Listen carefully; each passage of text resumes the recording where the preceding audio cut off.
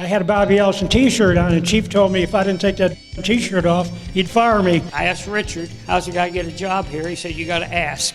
And I went to a library and had a lady write me something called a resume. Richard called me and he said, what in the hell is this thing? We ran against the King, but we ended the King's 10-in-a-row winning streak with Allison. When the Petty Allison feuds were on, I was on both sides of that for a while. Short time later, you're in the artistic and cultural capital of the United States, Level Cross, North Carolina.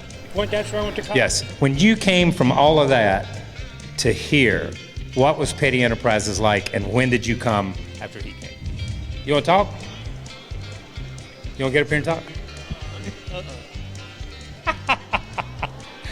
I had a plan, but I'm going to be totally honest with you and tell you I changed my plan.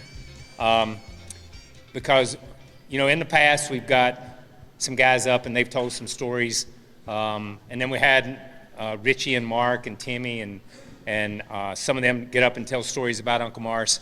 So I'm going to get a couple of guys up here to begin with, and I hadn't even told them I'm going to get them up here.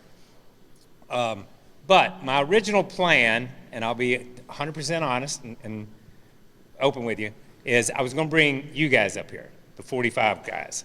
Hold on. I'm not going to now. So I was going to bring the 45 guys up here, and we were going to tell, I was going to let them talk about Adam and talk about that today. But I changed my mind because honestly, it's been 25 years and it's still just a little bit too close for me to do it on an anniversary like the 25th. So maybe we'll do that next year. So here's what I want to do. I'm going to bring up I want to recognize a couple people first. Mitch Gibson, where's he at? Raise your hand. Okay, Mitch over here works for Collig Racing, Matt Collig, right? So Matt Collig told the guys that work over there that he would donate $1,000 for each one of them, give them $1,000 to donate to a charity, correct? Correct. Mitch went around and got 20 guys to donate to Victory Junction. 20 guys. Thank you very much. Like I said, I had a shift here, so we're gonna bring up a couple of guys and I hadn't even talked to them, but I'm gonna bring them up and embarrass them right off the bat. A number of years ago, I get to interview different people about different things, and I got to interview David Pearson. And I asked him we were talking about racing and talking about different things, and I asked him, I said, if you could go to Darlington right now and race Tony Stewart and Jeff Gordon, Jimmy Johnson, you pick them, and you're all the same age, do you think you could keep up with them? He never missed a beat. He said, that's not the question. Could they keep up with me? That was the question. And I thought, what a great freaking answer. So I asked him when he knew he was going to be a race car driver. And he said his dad worked in a mill and his mom washed clothing for people in town. That's what they did.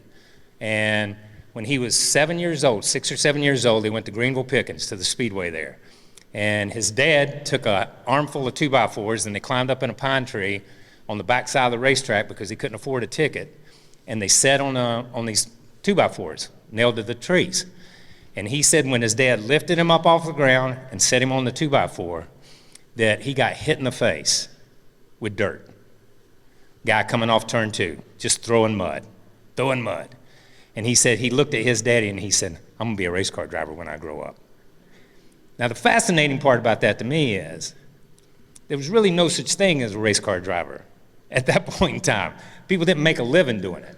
But he was convinced that he could make a living driving a race car, even when he was 6 or 7 years old.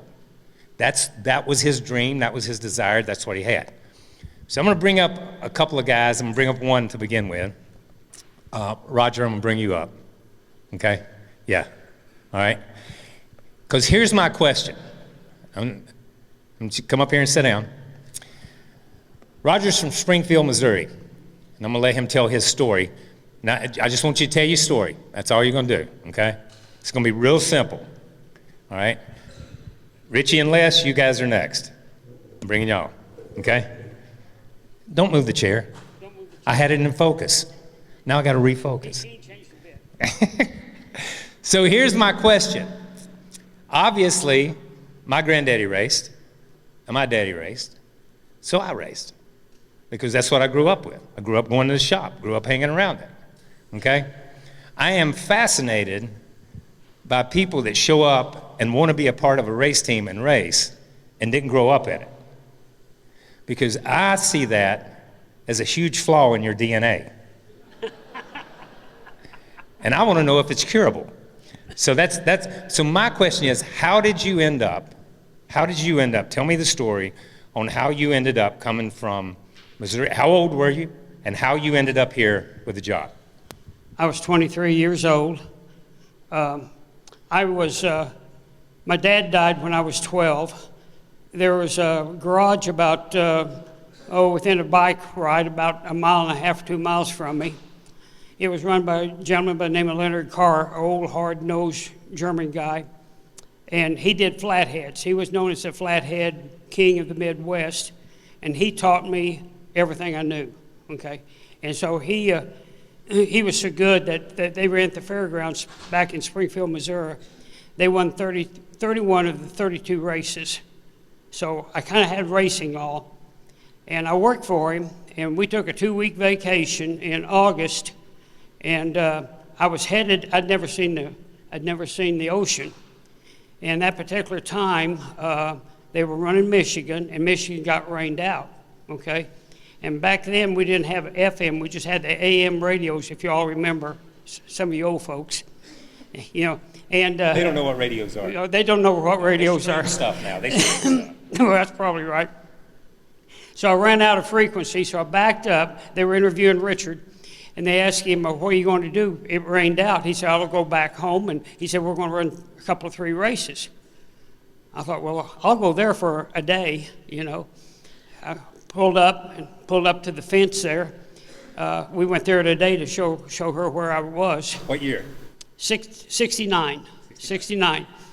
And I pulled up, and Richard was back there on the trailer with him and Bottle. No, Bottle is, yeah, okay.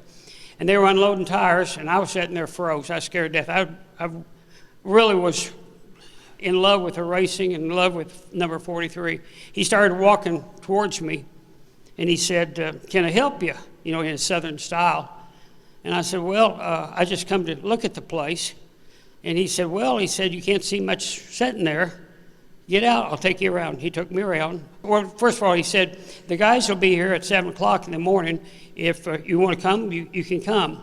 And that's when Dale, Wade, everybody was there. And so I showed up for solid 2 weeks, you know. And I asked Richard, the day I left, I said, how's a guy get a job here? He said, you got to ask, okay?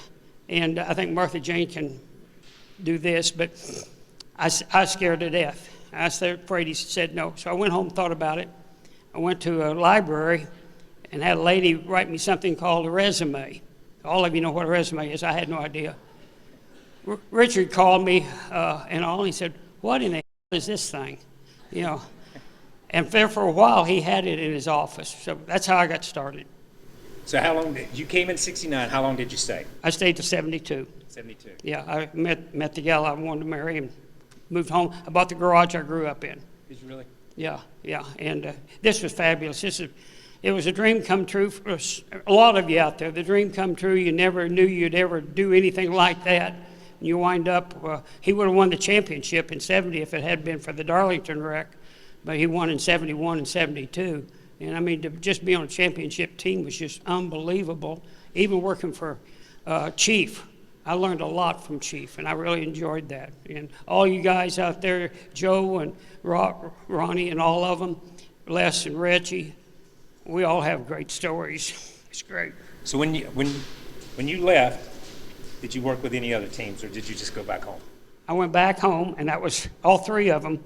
Your granddad, your dad, and Chief were there. They came into where I worked, and they tried to talk me into it. I said, no, I'm going home. Or he told the guy by the garage.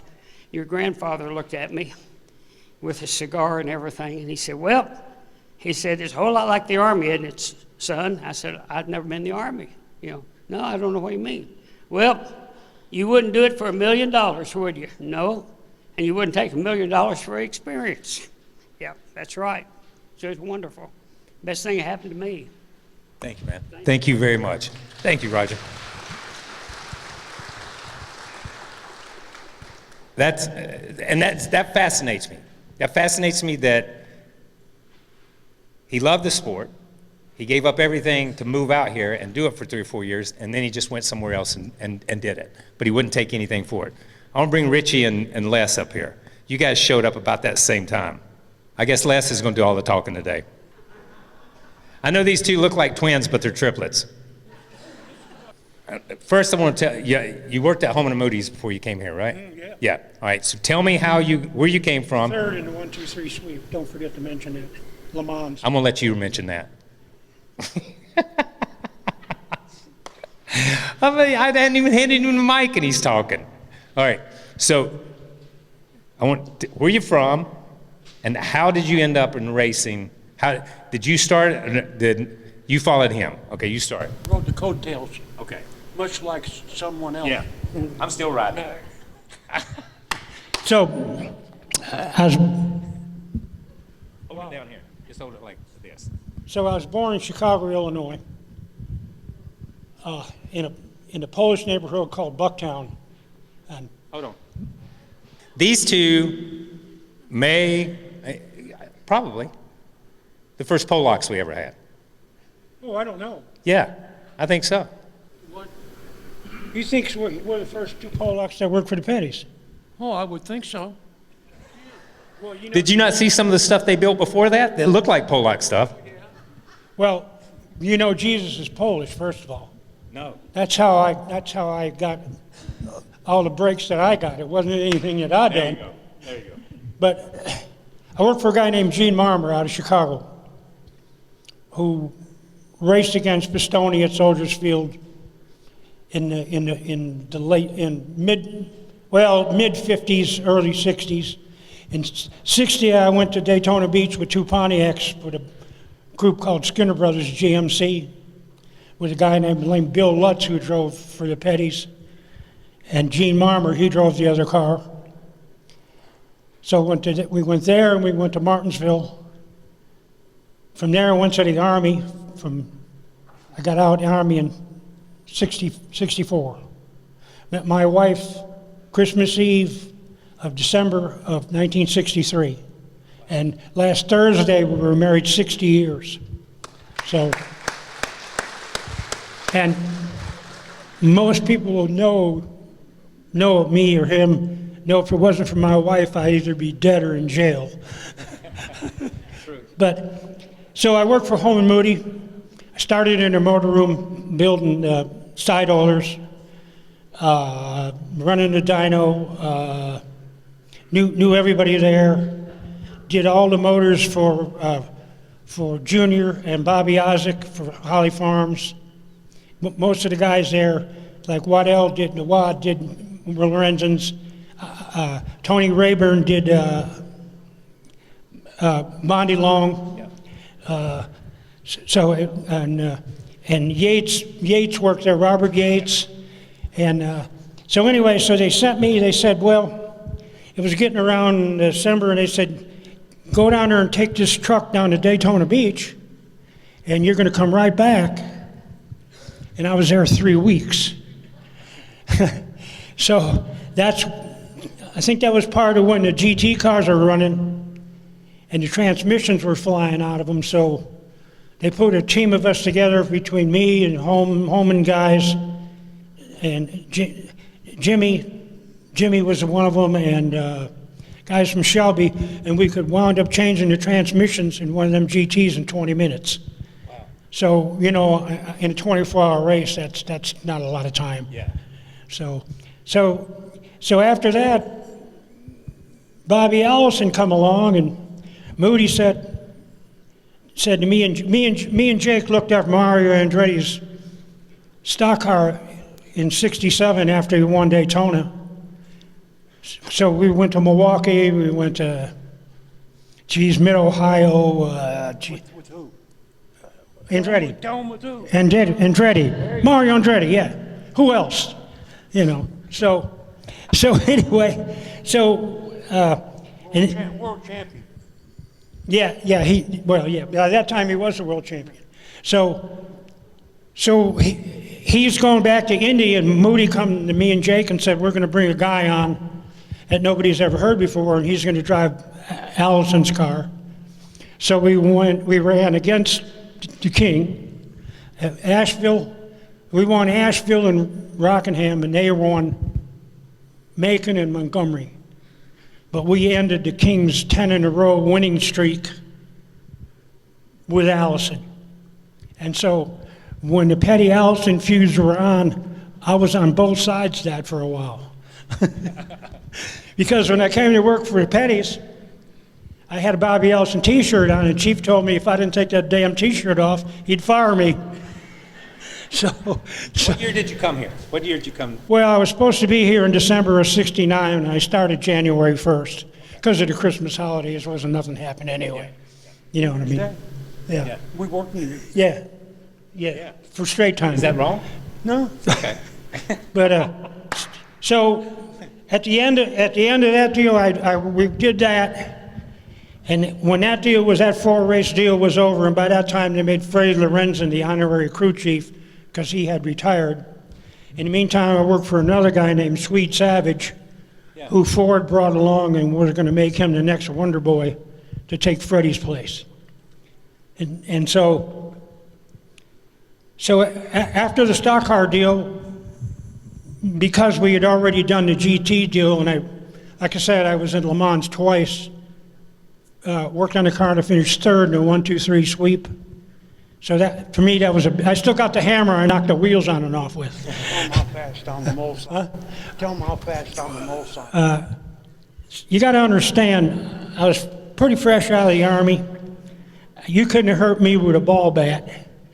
And we went 237 and a half down the Mulsanne straightaway in '66. You couldn't tell me much. I mean, man, that was so huge.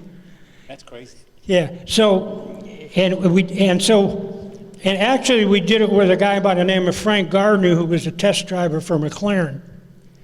So they started a race, just one particular one at Le Mans. Homan was a little upset that we didn't seem to be getting much done. And he said, come race day, that SOB better run. And so they dropped the flag, and here comes our guy in the 5 car, and you waited, and you waited, and you waited, and you waited, and here comes second. So 5, 6 laps go by, and everybody called home, and Father says, Father, how are you running? So we come in on the 7th lap, he threw the front wheel weights off. So the car started shaking. And by the way, when you talk like an Indy driver and ask him how big the steering wheel felt in his hands, and you're talking about a Momo wheel, if it's no bigger than 3 inches, you're okay. Yeah. From the vibrator. Yeah. So anyway, he has to get out of the car before anybody can get over the wall. And the reason that he jumped out into the lead, because he never hooked the seat belts up. I mean, I don't know if you know how a Le Mans start works, but the cars are there and the drivers are over there, and they fire this gun, you run and jump in the car, everybody's trying to get the 5-way hooked up, not our guy. Because you got to understand, in '64, seat belts weren't even mandatory overseas. You know. Oh, yeah. Yeah. I mean, Graham Hill said, I don't want to be tied to this bloody thing when it goes over. Yeah. So they just bolt them into the 30,000 aluminum just with 1/4-inch bolts just to pass the rules.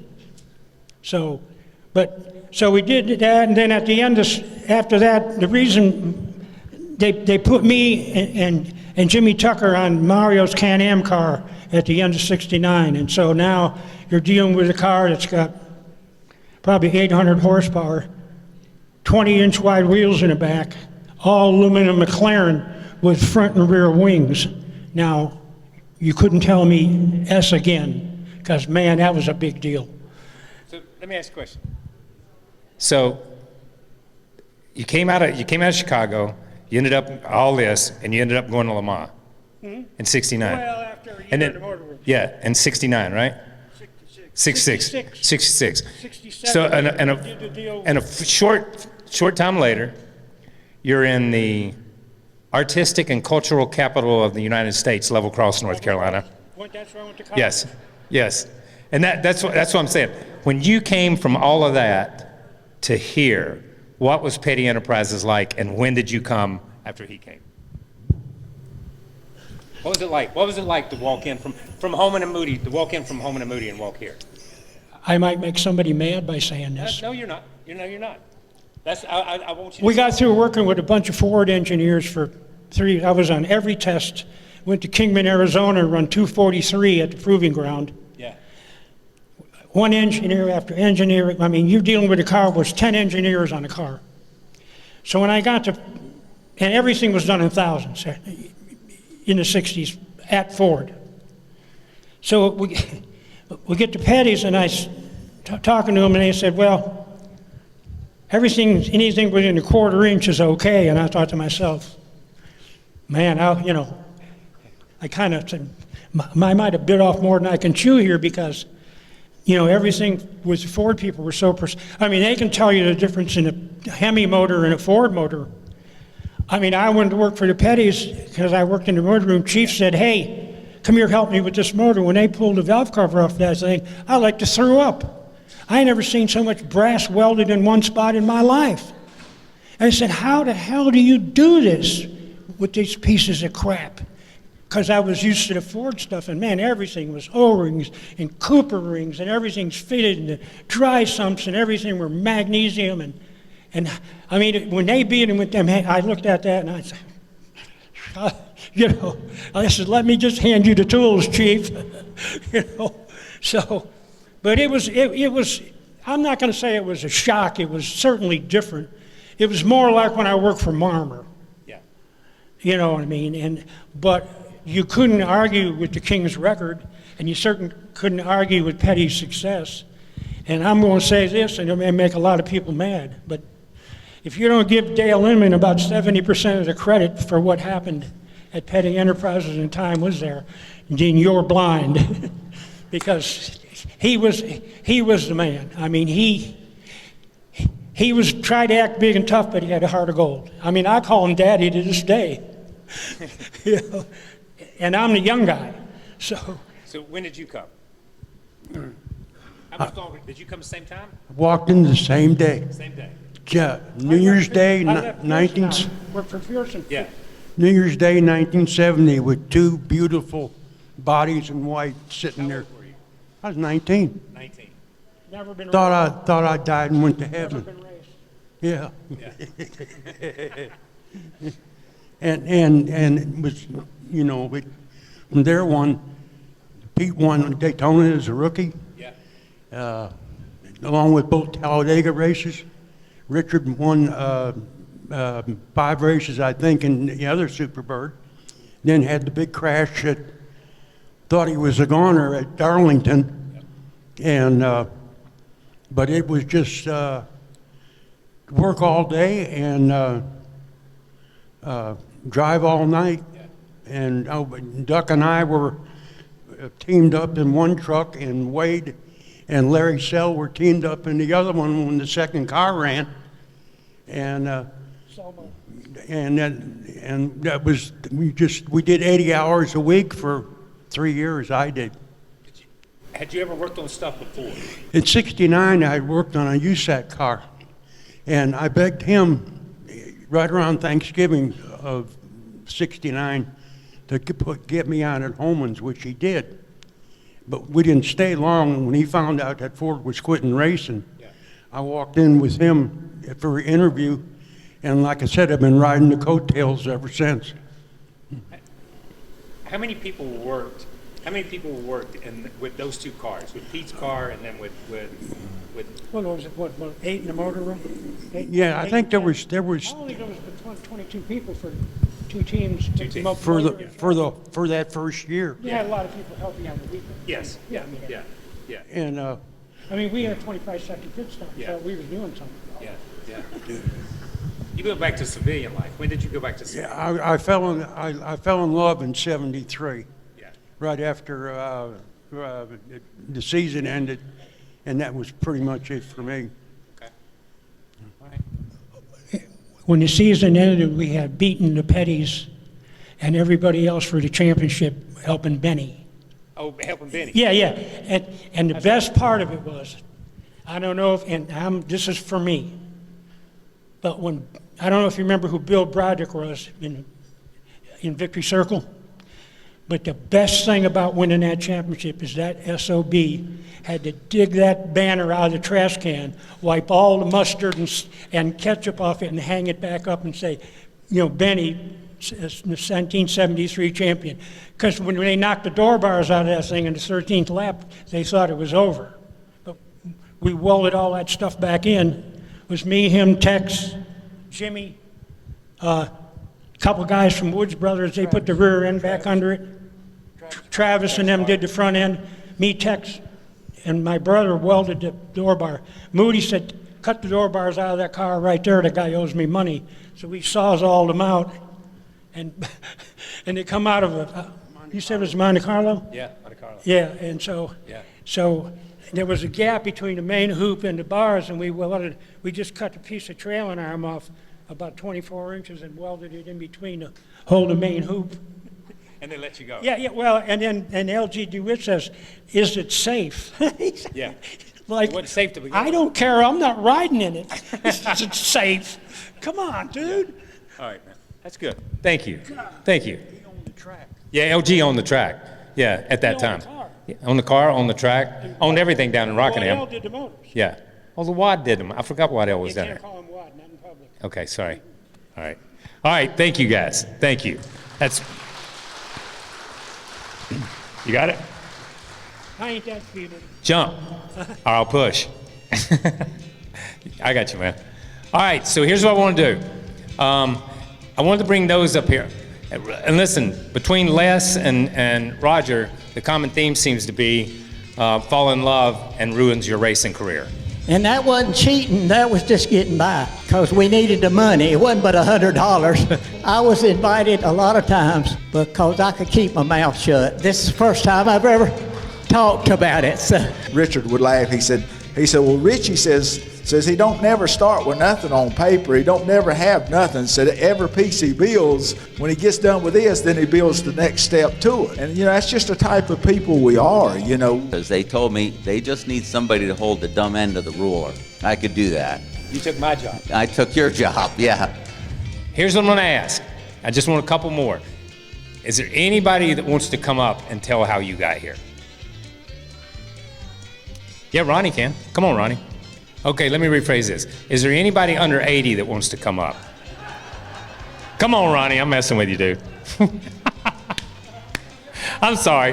I'm going to give it to you for that 1969 STP hat you got on right there. So here's what I'm going to tell you. So Ronnie went to school with my dad. And Ronnie has been around and been in Victory Lane more than 99% of you people, because he's there from the very beginning, from the very, very beginning. And we've done these things. Yep, we're Grand that's right, we're Grand A2. So the thing is, and you heard Ritchie and Les just then, that used to, when we would race, and I still get this to this day, and I'm going to say this to you. I'll get people that come up to me at the racetrack and they'll say, my dad was on your dad's pit crew. And in my mind, I'm thinking, there's no freaking way your dad was on my dad's pit crew. I know just about everybody that worked there from the mid-'60s on. But it's just like Ritchie and Les said. You'd go to California with 6 or 7 people and give somebody a T-shirt, and they would roll tires for you, or they would run gas for you, or they would go do stuff for you, and they were part of your pit crew, and they were part of your dad's pit crew. You didn't take 62 people to the racetrack every weekend. You took the minimum amount of people, the fewest amount of people you could take, and that's the way it was. So there's hundreds of people out there who helped Richard Petty, who helped Cale Yarborough and Junior Johnson, who helped if we go all the way back to the Wood Brothers, if you helped everybody, there's hundreds of people who have been on pit crews and been a part of it. It came every week.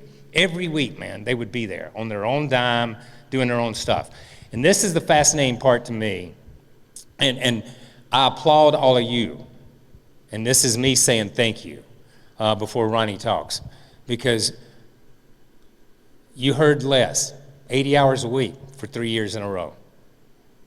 You heard Roger, comes out, takes his vacation and goes to work. It is the love that you have for the sport, but the love that you had for this family and for what you guys did for us. Y'all, I don't think y'all will ever know what y'all did for us, because you look at it as just working on a car, but it was so much more to our family than just working on a car. Like I said, Ronnie went to school with my dad, and Ronnie kept laps, and Dale, and Ronnie kept laps. And this is way before computers, when you had to mark off every lap that came by, every lap, so you knew how many laps you had run, how many were cautions, what you were running, when you should stop for fuel. And Ronnie was instrumental from the very beginning in that. So, Ronnie. Okay, I've been knowing Kyle before he was born. I was with Richard in Richmond when Kyle was born, and in Richmond, and of course Linda was here in Greensboro, but I was with Richard down the road here when Sharon was born in Hillsville, and we come in all muddy and everything then, and I was with Richard and with Rebecca, but he was with her before.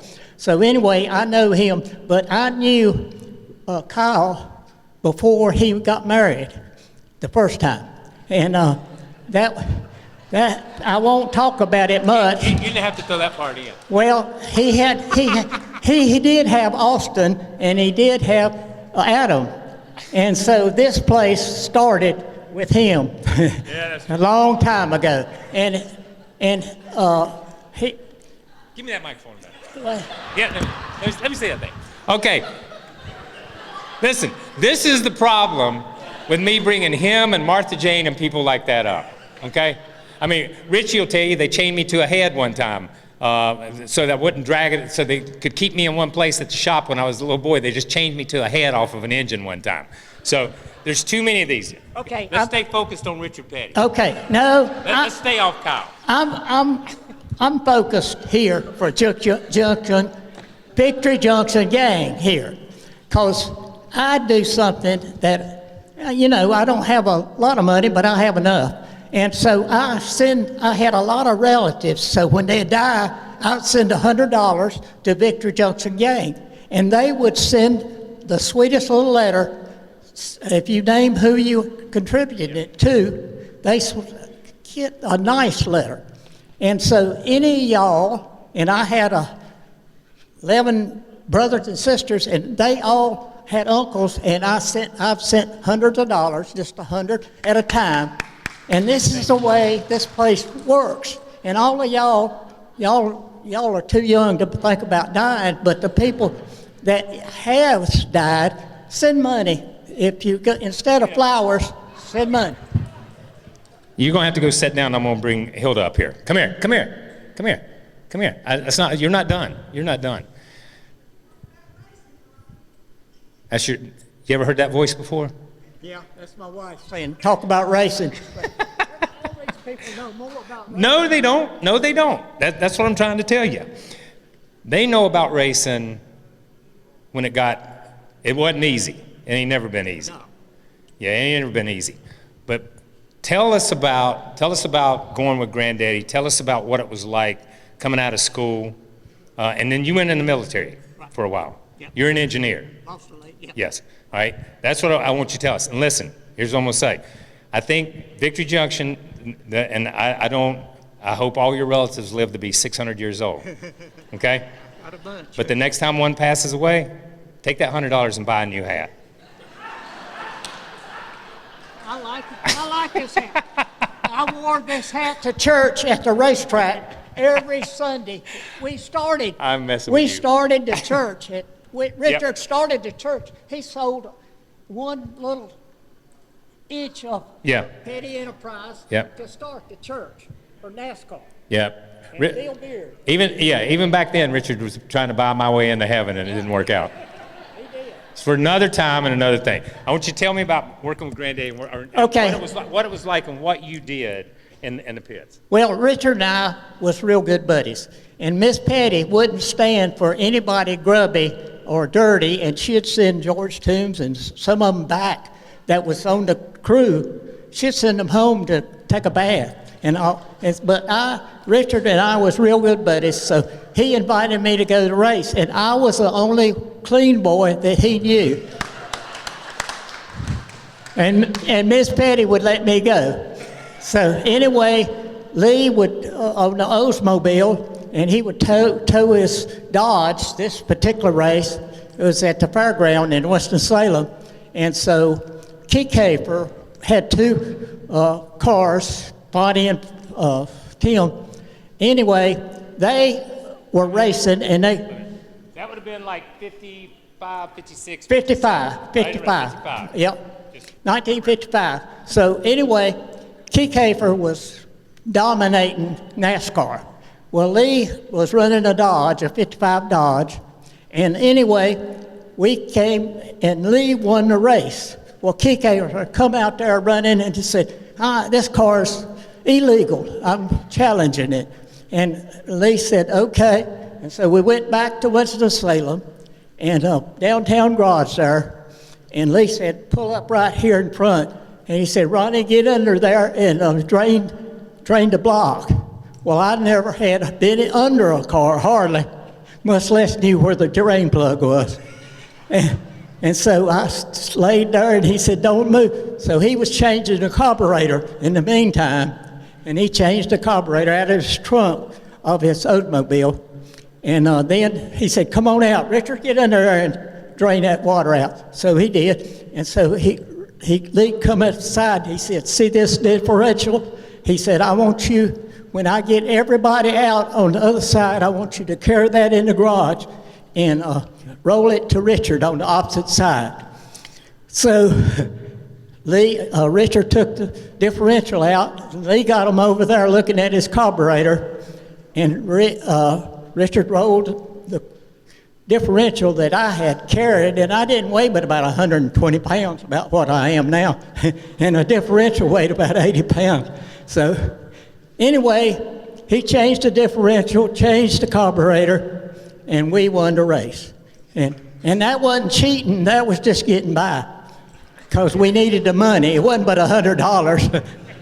And so anyway, I was invited a lot of times with them because I could keep my mouth shut. This is the first time I've ever talked about it. So, but remember Victory Junction gang. Yeah. Wait a minute. I want you to tell 1 minute. So when you kept laps. Yeah. Okay. What was the goal of you keeping laps in the pits? What did you do to help? I figured the gas mileage. I had a little slide rule, and I carried a little slide rule, and I figured the gas map. And they still. And then I went to a little hand calculator, and then I went with a little small computer, and I wrote the program to figure out the gas. And I started weighing gas.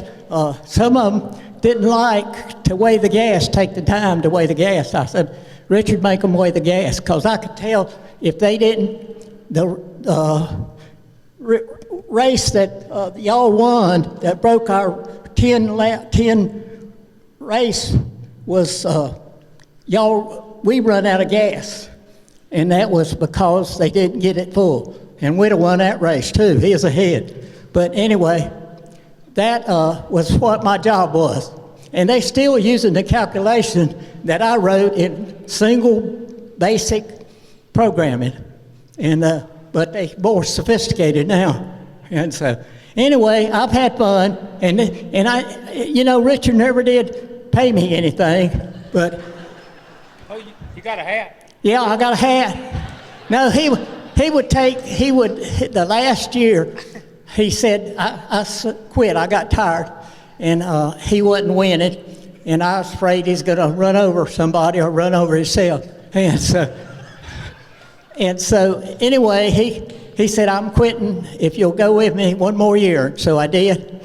And he gave my church $25,000 just to keep me on the crew. Martha Jane, she knows that, because she said, he won't never agree to this, and he did. But anyway, that $25,000 helped St. Paul Presbyterian Church survive. Their church caught on fire, and that money rebuilt their church. And so that's, God works, and that's the reason I wore this hat. It's Sunday, so I'm wearing my hat to the races. Thank you, man. Thank you, Ryan. Thank you very much. All right. I'm going to bring, I just thought about this. I'm going to bring one more guy up here, and then that'll be it. But I love hearing those stories. And I like hearing them because Ryan was right. I mean, he would stand there with that clipboard, and he would figure that stuff, and he'd show it to Dale, and he'd show it to Uncle Morris, and they'd shake their head, and they'd do it. They did it. You know what I mean? And maybe the only time that those two ever listened to anybody else, to be honest with you. Because we used to, and Ronnie knows this, and Ritchie knows this. No, I'm not telling them that. So they know this. So when they first started, my man had, they had radios. They only had a couple radios. Had a radio in the car, and Uncle Morris had a radio, and Dale had a radio. And I was doing tire stuff. So you get tires ready, and you throw them up on the wall, and you throw them up on the wall. You had the next set that was going on, and caution would come out. And Dale stood on a stool. I don't know if any of you guys ever seen pictures of Dale. We didn't have big pit boxes stuff. Dale would stand on a stool above everybody else. Everybody else down there, you know, and you'd be down on the wall. And Dale would stand on a stool, and Uncle Morris, he'd sit on the wall, and he'd cock his old head and look down pit road to see what was going on.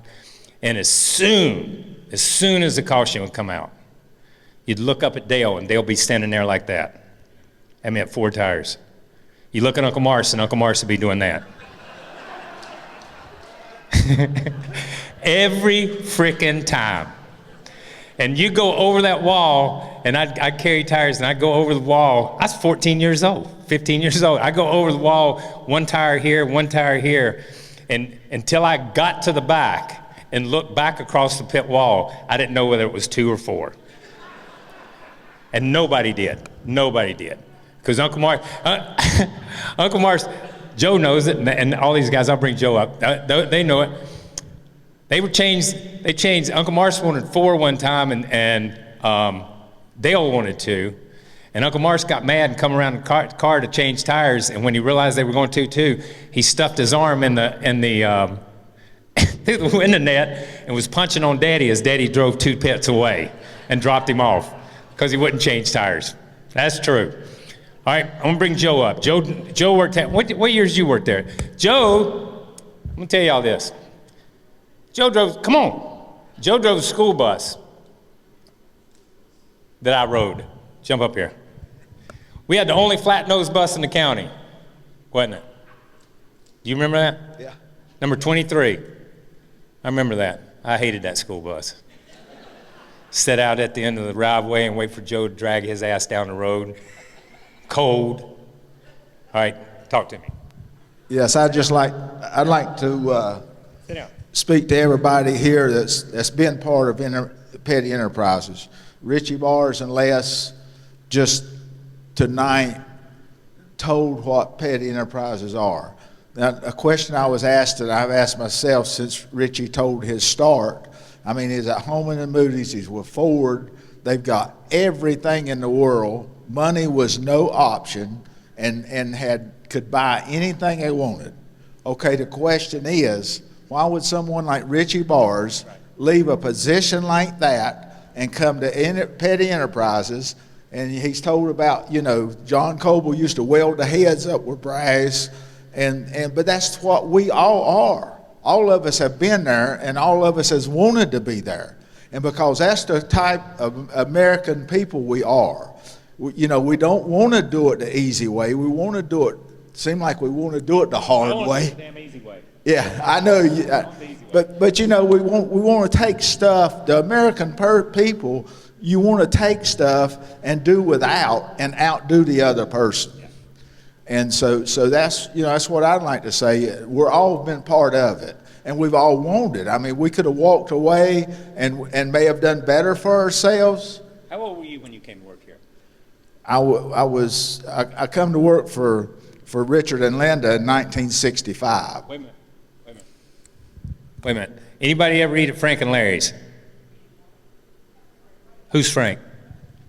Frank is my dad, Larry. I mean, Frank is my dad, and Larry was like a brother to us. They was partners. Yeah. But I mowed Richard and Linda's yard. They used to mow around the house there with a push mower, and I did that in the summer of '65. And then I went to work for Petty Enterprises in '66.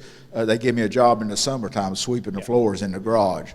And so they asked tonight of how long I'd been at Petty Enterprises, and I told them I didn't think I could answer that question because I started sort of in '65 being around, and they're still letting me hang around, so I guess I haven't left yet.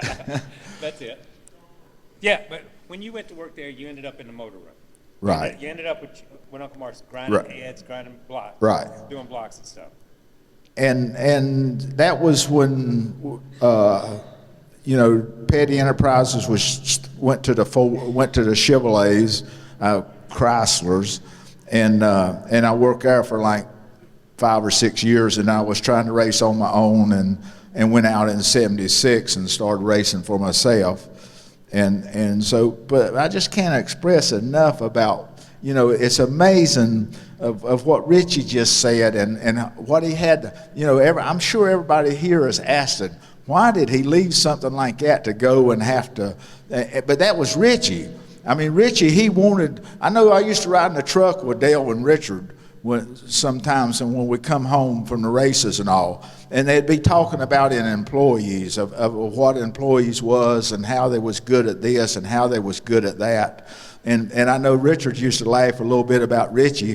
They'd be talking about Ritchie of how he would build a car, and Dale would have his opinion and Richard would have his opinion, and Richard would laugh. He said, well, Ritchie says he don't never start with nothing on paper. He don't never have nothing. Said every piece he builds, he builds it. When he gets done with this, then he builds the next step to it. And that's just the type of people we are. We like to do stuff, and the Petties let you have a vision to do it the way, as long as you was working. I mean, they might correct you sometimes. They used to laugh at Richard for coming through the shop, and he'd see, and he'd want to put his little touch on it a little bit, and they'd sort of snigger and all that. But I know a time or two, Richard had them change the fenders on the car to go to Daytona, and they'd go test, and Richard would want to put his style of front fender on there, and it always run better. And so, yeah. It's just, we're just all good people. All us there's people that's got out and made it very, very good for themselves, and there's people of us that sort of stayed at the same, but it's just what we are. Thank you, man. Thank you very much. Thank you, dude. Yep. I'm gonna say this. He just said this, and this is for all the crew chiefs out there. Y'all know this. If a driver has an idea, it's going to be better. He's going to run it through the wall to make it better. I'm going to tell you that. That's just the way it is. I'm going to tell you this. When I went to work over there, when I started hanging around and working over there, and I worked a little bit I had to work for about a year in every place, like in the body shop and in the engine room and stuff like this. And I was a worker, dude. Listen, that was my workaholic phase. I got out of it real quick, but I was a workaholic for a while. Yeah, I went to those meetings, 12-step, get out of work. That was it. No. So, but I am going to tell you this, and he's right. And Ritchie and them can vouch for this, is, so we were building a car one year, building that, I might have been that Oldsmobile that went to Daytona with. We was building the car, so there was a panel inside the car that when it goes, you had the fuel cell, and then you had that panel, and then in that old Oldsmobile and some of that, you had another panel up there, and it fit just in a square, just a square damn panel, just square. That's it.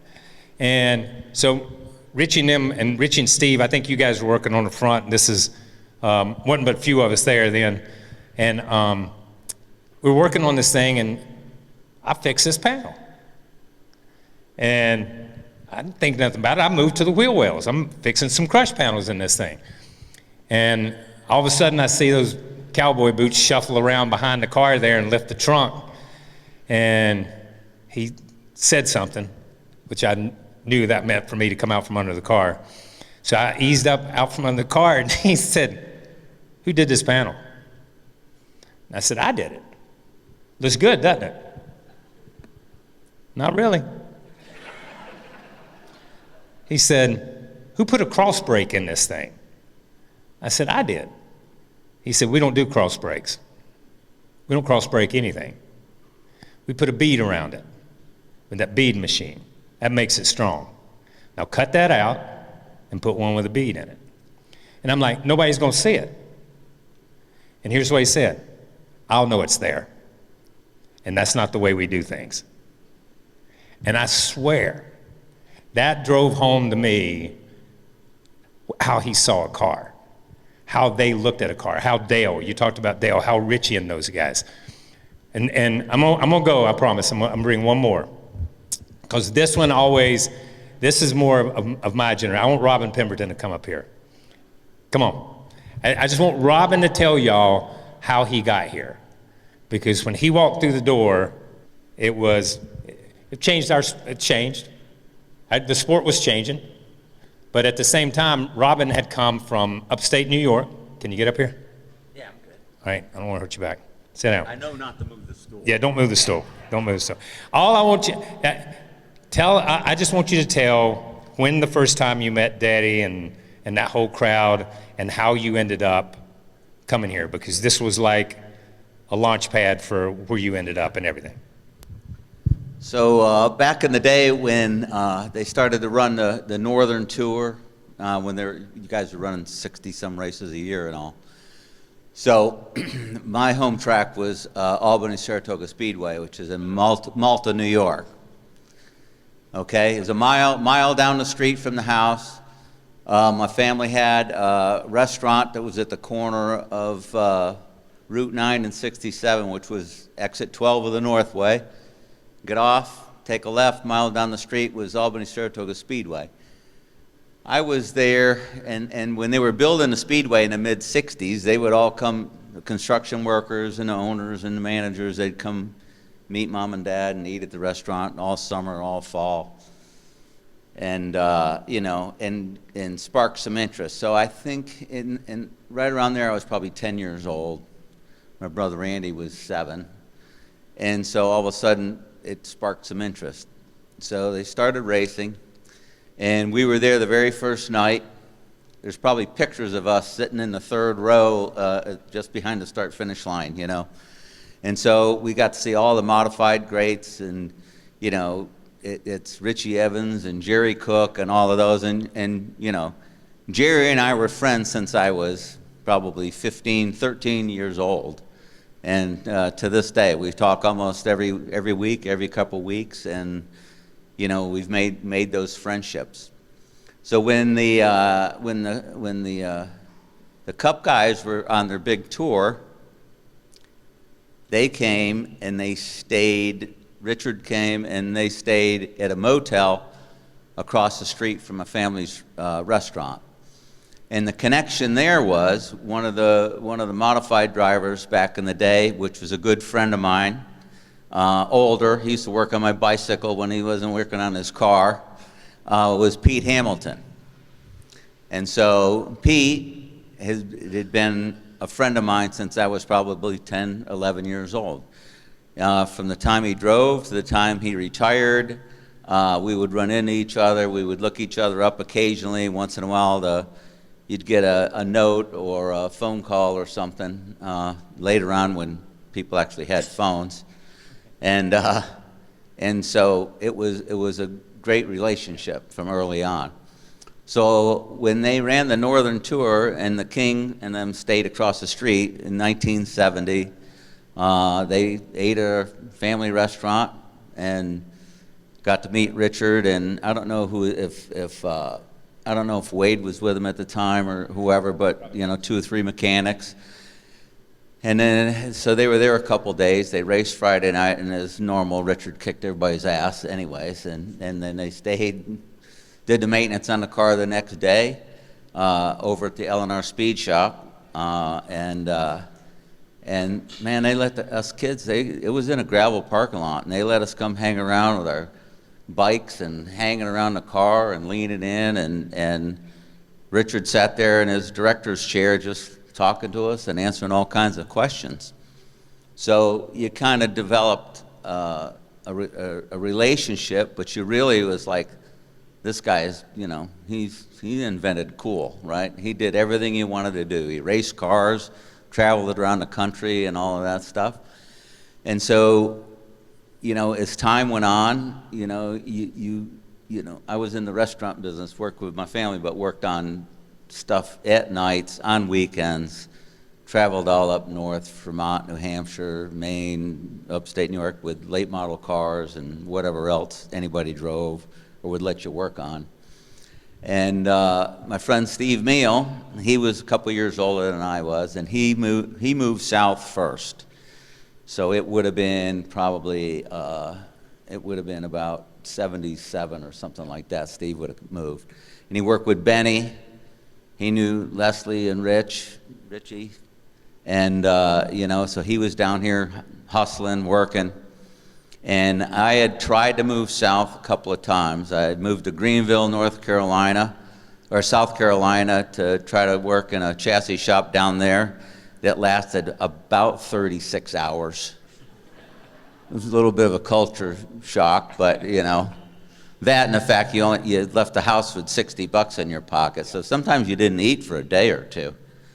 And that didn't work. And then about the same time, and so Steve was hustling, and he said, hey, we're gonna start racing. And then, you went to Daytona and you won. I got a phone call. They need people. And he's like, you'll be perfect, because they told me they just need somebody to hold the dumb end of the ruler. And I fit the bill. I could do that. You took my job. I took your job, yeah. And so that was, I moved down right after the 500. So about March of '79, I moved down and went to work on Kyle's car, went to work for a fab shop. Well, you did everything then. In the wintertime, you were in the fab shop. Summertime, you were tire guys or mechanic. And to be honest with you, if it was a lot of things that went right, and one of them that went right was having Ritchie Barsz as your senior guy. Because if you could work for him, you could work for anybody. That's true. He was tough. I'm going to tell you what, amen, right, Les? I tell you what, there was a couple nights I left work with tears in my eyes. I couldn't even, it's like he made a grown man cry. Yeah.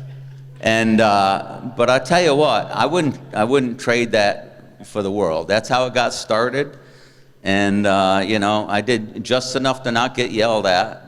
Didn't piss a lot of people off, and learned a lot. And in those days, you did everything, right? And you were a fabricator, you were a tire guy, you were a tire changer, you were a road guy. And a few of us were talking earlier, I would not trade my snapshot of racing or anything for anybody in the world, because back then it was a different meaning. We piled in a van, we rode everywhere together, we drove everywhere together.